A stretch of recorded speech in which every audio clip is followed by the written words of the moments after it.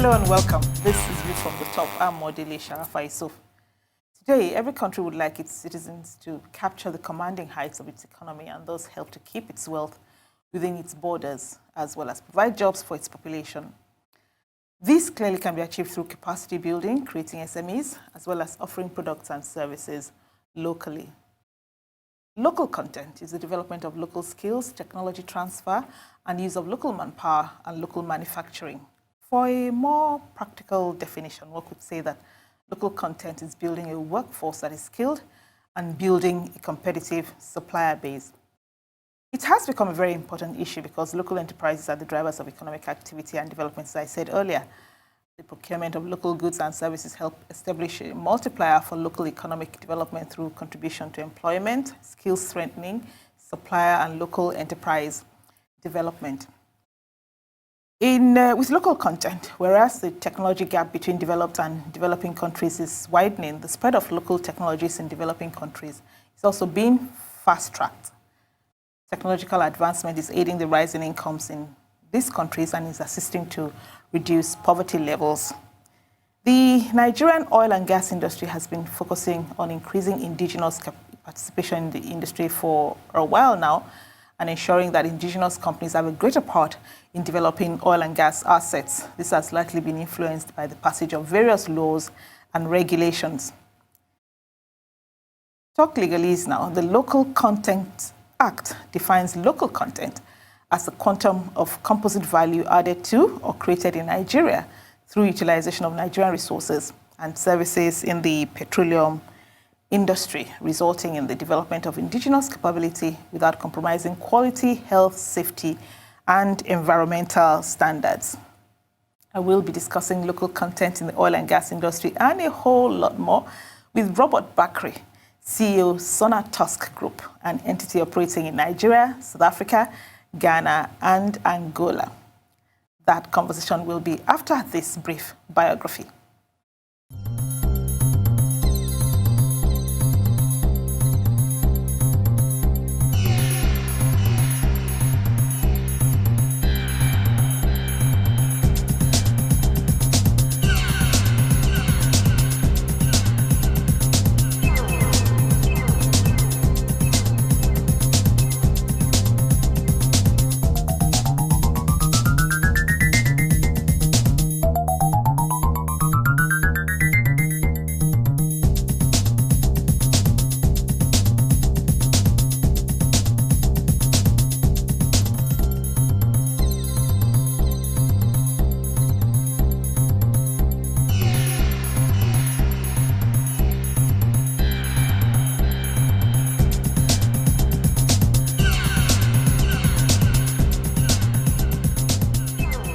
Bakre, thank you for joining us.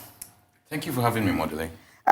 Let's start with this. Governments of economies like ours have increasingly been looking beyond revenues that accrue to them from the economic rent. The aim is towards maximization of the national value creation through employment, value addition, as I said earlier, technology transfer, and the acquisition of knowledge. Are the current laws able to maximally deliver on these objectives? I think so. I mean, the Nigerian Content Act, like you pointed out earlier, which was passed in 2010, was essentially a game changer in the oil industry.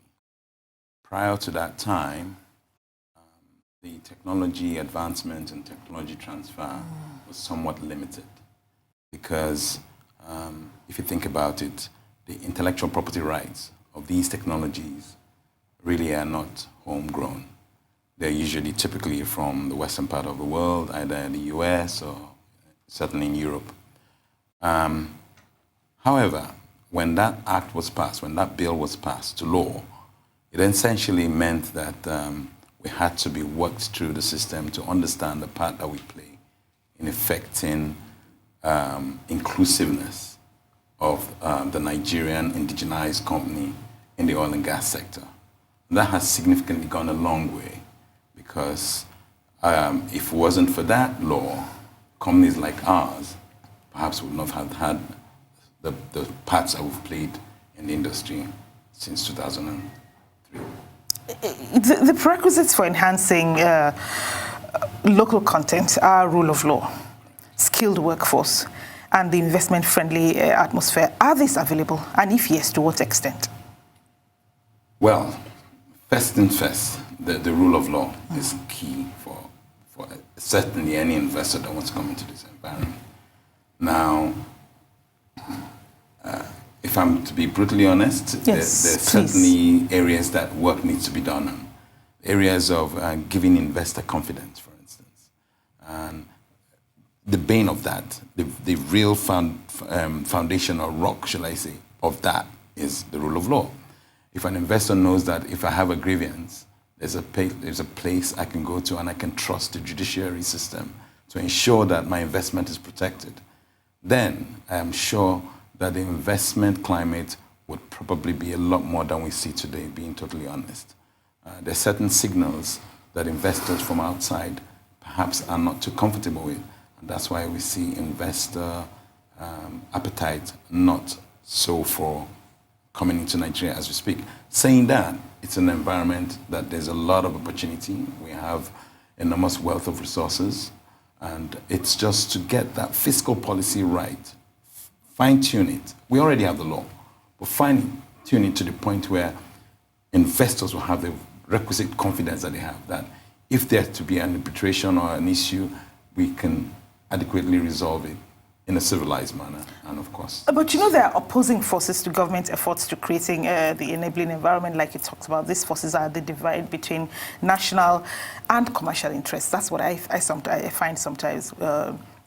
HSE challenges and, of course, corruption. How big a threat are these?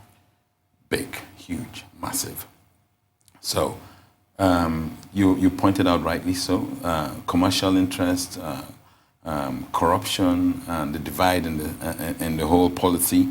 The reason I find that the challenge is even more than we actually can begin to fathom is when you think about it, it encourages absolutist tendencies and monopolistic tendencies because you're protecting a certain area, a sector of your industry, and you don't want to open the floodgates of opportunity, because that's what then certainly increases participation, increases awareness, and increases the innovation.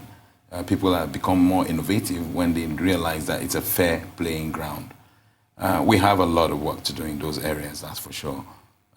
You're right, there are some opposing stakeholders that are not essentially allowing this to move in a favorable direction that would essentially see that more people are able to benefit from laws like the Nigerian content law. The principle of outsourcing has increasingly been applied by oil and gas companies, and it's interesting to know that these companies expend up to 80%, I'm told, of their investments on products and costs that are supplied from outside their respective organizations. Correct me if I'm wrong. Indirect employment in this sector accounts for a large proportion of total employment for that reason and value addition. Considering the fact that opportunities for building local content may vary along the value chain, the market for maintenance, modification and operation, MMO, is often undervalued, is it not? It is undervalued, that's certainly the point. And the only way we can take it to the next level is to highlight very key strategic points that we would need to put in place to ensure that every sector, the value chain, is captured. The Group Executive Director of Exploration Production of NNPC recently gave an interview. I was actually blown away with the statistics he reeled out when he mentioned the fact that we're seen as a net exporter of crude, right, as a country, rather than being a net exporter of products, because at the end of the day, we import products because we cannot even satisfy our own demands and needs. And if you look at the entire value chain, what's the oil price at the moment? Say at $60 a barrel. If we were to industrialize and ensure that we capture every value in that crude from processed materials, the numbers he gave, and I'm sure he can stand by them, it comes to something like $350 a barrel. So rather than setting our budget at $57 a barrel, just shy of what the oil price is doing, we can actually set a budget at something like $300 a barrel if we're able to extract all that value from the crude rather than just export crude out industrialize it, just like Malaysia have done. Very valid point. It's a very tough and arduous task to achieve it, but it certainly is achievable. Why is it so difficult, in your opinion? You said it earlier, Modele. Divided interests. Some people want to hold on to status quo. I would imagine generator sellers want to continue to sell generators. People that are importing products, PMS and HEO, want to continue to do that. But it's myopic at best. If we want to expand and untangle the web of underdevelopment, as it were, for this country, we need to look outward and look at how we industrialize this product, this God-given product to us. You talked about importing products now, and exporting crude and importing products. The Petroleum Refineries Act would include new local content requirements, such as having at least 75% Nigerian refinery staff. Is the industry ready for this? No way, no. We're not. But again, baby steps. We have to start planning. It's all about putting plans in place, project managing it, the entire idea in its first place, and planning accordingly and scheduling over time. But we are not ready as we speak. We don't see investors beating a path to NNPC's doors for these refineries that were recommended for privatization all these days. The National Refinery Special Task Force's #1 recommendation, if you remember, was that the federal government should relinquish control of the operation and management of the 3 Nigerian refineries by divesting a majority of its 100% equities. That was within 18 months. And that was in November 2012. Right. It's been 7 years. And as I said, investors are not exactly knocking on NNPC's doors. Precisely the reasons we talked about earlier, Modele. Rule of law, rule of law, rule of law. Investors have to have the confidence that they're operating in a country where there is going to be even level playing field and fairness and equity. I will digress from the oil industry for just a second, because Please. I also have other interests as an entrepreneur. You recall that recently there was an expression of interest that was released about the Fort Mainland Bridge. Correct. I talked to a couple of my technical partners who are in the EPCF space.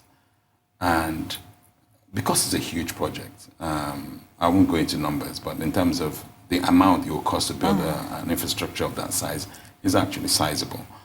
So it typically works like this. You'll have a syndicate or consortium of companies that will come together and agree on how to work. I had the misfortune of seeing the reply from a Turkish company, by the way, which is probably top Fortune 500 company in the world. They're big in their EPC space. And the response that he sent to my technical partner here in Nigeria, when he showed me the email, I wasn't surprised. He said, I would do this project as a contractor, i.e., you pay me for this work. However, as a concession project, I will not like to do a project like this in a country like this, was the exact word in that email. Did they explain further? They don't need to. The right, I mean, it's clear. No, the reasons. The reason is pure and simple. I mean, we're too much insecurity, when I mean insecurity, I don't mean Security security of the investment. So change of government, policies might change overnight, And examples abound. So many of those. It's quite challenging, I must say. The Lekki-Ekpe Expressway is one such example, is it not? Exactly. So there's so many of those like that. And there's so many of those even in the oil and gas space. There's so many straddle gas fields that need investment so that we can, I mean, we're talking about a country where we don't generate enough power. But we have enough natural resource gas that we either flare or inject back into the system or just do nothing about. It's like burning money. Burning money, that's what it is. So you're a petroleum explorationist, so you know this. Yeah. As you said, about 40%, I'm told, of Nigeria's gas is associated gas, and most of it